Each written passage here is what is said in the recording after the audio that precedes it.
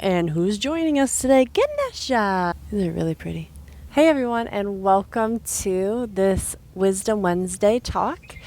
I'm happy you're here. Often we think about yoga as a path of joyfulness and happiness. Yoga is often marketed as this elixir against stress. Yoga will create this bubble, meditation will create this bubble in which you are radiant and happy and nothing ever touches you anymore. You never get down. Although there is some truth inside of that, yoga and meditation definitely raises your inner well-being and allows you to feel very calm and centered amidst chaos. And yeah, if you know people that do meditation and yoga, they tend to be optimistic people. They tend to be the people that you want to talk to about difficult things. They're good listeners. There's a lot of great characteristics about people that meditate and do yoga. And that's because yoga is a process of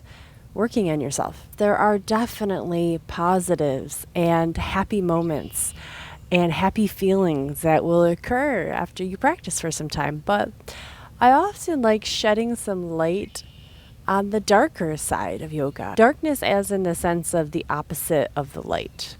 And in our yoga practice, especially in the tantric philosophy that I study and practice, you want to be able to understand that there are benefits of both. That the two sides of the coin, the lightness and the darkness, is the yoga path. They both are there to teach us something very powerful about ourselves, about the world, about relationships, on and on. Well, when you start to dissect why anger is there in the first place, why you feel it, and what it feels like in the physical body, usually we find that it's rooted very closely to love. For example, if I were to feel anger, I might examine it closely through my meditation practice. Spine is straight, eyes are closed, I am breathing, I'm open, I'm investigating that pain. And I might discover that the memory of something that happened in my childhood with a best friend, that pain or that humiliation or that moment of feeling betrayal, whatever that is tied to the love that I had for my best friend. Upon first glance, I am angry that I was hurt. And that's the story. That's the story that I've carried with me. But when I allow myself to go a little bit deeper and explore what is actually there, the shadow is stitched together, woven together with the light. And this is an important concept to understand and embrace in your yogic practice. Going back to what I was talking about at the beginning of this video, that yoga and meditation are marketed as this elixir and sort of a shield against pain and suffering. It will fix all of your problems, right? You will become this enlightened being and you will become this Buddha in this lifetime. And actually that is pretty true. You are already a Buddha, but we'll save that for another video. Yoga can help us connect with our higher self. And in fact, there's nothing you can do about it. The inner transformation just happens because yoga is a progress. But yoga is also a state of being. It is a progress, but it is also a state of being. And when we are in this state of yoga, we are in a state of union. Remember, that is what yoga means, this union. And what are we exactly uniting? Have you ever stopped to think about that? And you might say, okay, Kim, if we're doing yoga, we are uniting breath and body. Yes, that's absolutely correct. What else are we uniting? Maybe you would think then, okay, my attention, my focus on my breath. Those are two things that are coming together. I'm focusing on my breathing, and then I'm also focusing on my body moving. Yes, beautiful. These are all correct answers, and we could go on and on. But sometimes we don't realize that we are also uniting our awareness to our light, also to our shadow. if we neglect to tend to our shadow side, we end up wasting a lot of energy. Imagine you had like an alligator in front of you, and if you were able to quickly take your hands and put it around its snout, and you're squeezing tight on the top and bottom jaw because you're praying and hoping that you have enough effort to hold down these powerful jaws of this alligator, because you know that if you don't, you're going to have to deal with the repercussions of this dangerous, scary, and intimidating, forceful creature that's right in front of you. And so we're using a lot of effort to squeeze shut and close down the potential pain. In the same way, we are using a lot of mental and emotional energy to hide and push away that dangerous shadow feelings and emotions that we have. And for most of us, we've been doing this for a long, long time, using emotional and mental energy to keep ourselves safe. But what we don't realize is by using that energy, the very thing that we're trying to keep ourselves safe from is the very thing that's eroding our confidence, our foundation of love, our foundation of acceptance, our foundation of unity with every being around us. It is eroding and stealing energy from us when we could be out connecting and uniting and falling in love with ourselves and our people and our community and moving forward in a confident direction.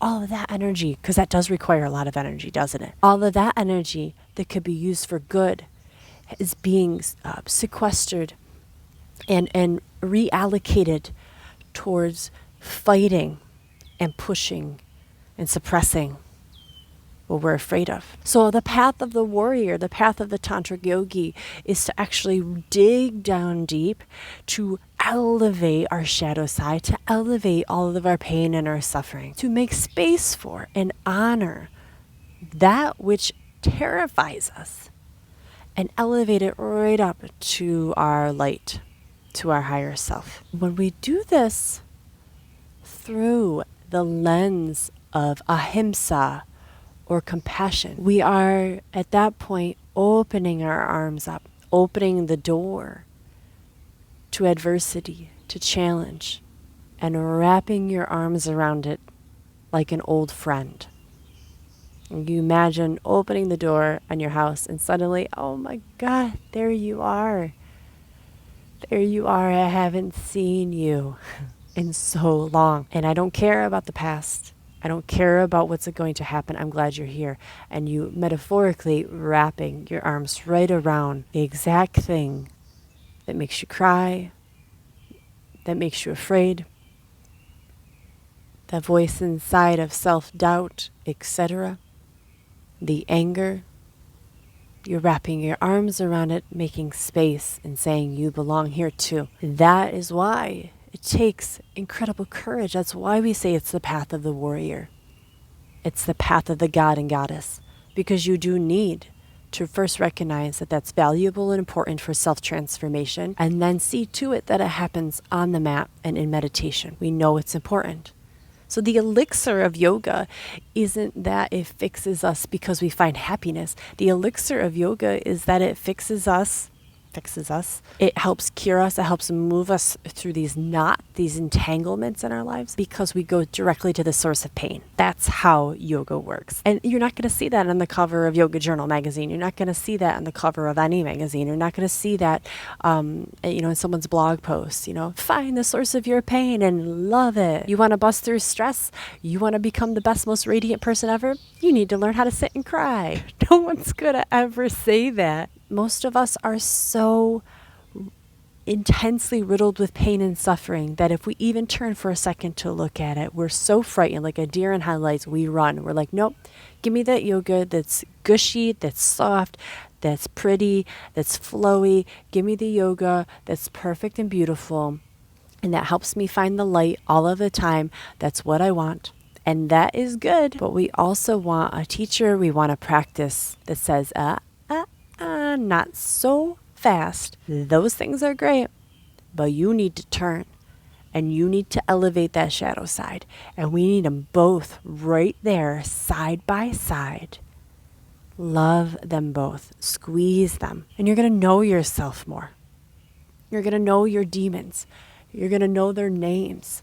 You're going to see them. You're going to study their behavior. It's not going to be this big mystery anymore. It's not going to be that alligator that's there like a threat trying to take your life, or what feels like it's trying to take your life. It's going to be awakened for you. You're going to be aware in a place of acknowledgement, which is powerful. That's when the shifts happen. Because if you think about it, if you can get to a point where you are loving your shadow side, where you are embracing your crap and loving it, what on earth could touch you? You'll interact with other people and then they'll have their crap, but you'll be like, I see your shadow side. And it's not as scary as mine. So, what damage could you possibly do to me? And that's where we get the slick surface. That's where things just run off of us. And that is the state of not attachment. That is the state of equanimity and balance, the Buddha mind. That is the state that the cover of the magazines are trying to market to you.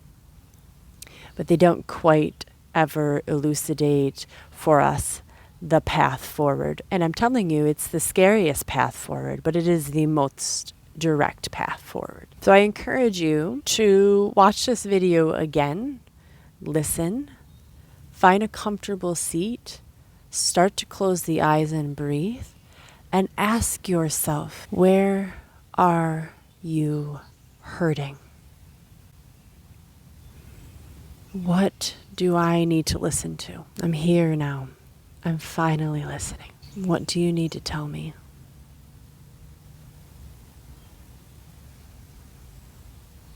Ask yourself and listen. You might need to get quiet for a little bit and sit still for some time. And maybe it doesn't happen on the first sitting. Maybe it takes repetition. Think of how many years we've been going, nope, nope, nope, and burying it and burying it and burying it. And, you're just going to sit down for the first time and go, here's all my pain. Yes, and here's why I'm feeling it. And poof. Nope. Sorry. But I'm here to tell you that it gets easier. And I'm here to tell you with 100% honesty and truth, you get better at it. And you get braver. And you unlock more love. So it's like the very first one is tough. But the work that you do to get through it, to move through it, is so radiant and powerful that you get a supercharge of energy. And then you're like, all right, okay, where's the next little knot of shadow, of pain? Because I've got a couple extra tools of light that I can shine onto it and honor it and elevate it. And then you do it again and you unlock it and you're like, oh my God, I moved past that.